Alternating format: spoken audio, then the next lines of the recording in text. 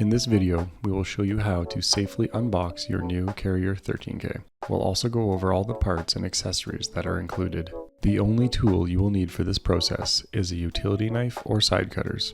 To start, using your preferred tool, cut the two green straps on top of your box lid. Lift the box lid from the pallet and set it aside. Locate and cut the black straps on each corner of the dolly that fasten it to the pallet. Then loosen and remove the red fabric strap around the dolly's receiver tube.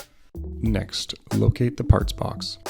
Inside the long box, you will find the drop and go post with two hitch balls, a 2-inch and a 2 5/16 inch. A parts bag is included with manual QR code, charging cables, and battery disconnect knob. In the white box, you will find the wireless remote controller. The receiver tube's hitch pin arrives pre-installed in the tube. Locate the hitch pin in the dolly's receiver tube and adjust it to the proper height for your trailer. Install the correct size hitch ball for your trailer and insert the drop and go adapter into the receiver tube. Install the battery disconnect knob on the module and pull it to the out position to engage the battery. Then press the power button to turn the dolly on.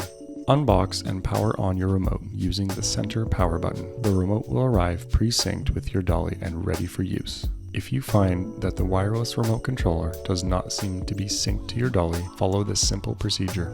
Turn the controller on. From this point, you will have 30 seconds to complete the syncing process. Pull the red battery disconnect switch on the module to the out position to connect your battery. Push and hold the dolly's power button for 10 seconds. The blue LED will turn on after about 1 to 2 seconds. Continue to hold the button down until the LED turns red. The wireless receiver is now in sync mode. The speed mode buttons on the controller will flash in an alternating pattern to show confirmation that the controller has connected to the dolly.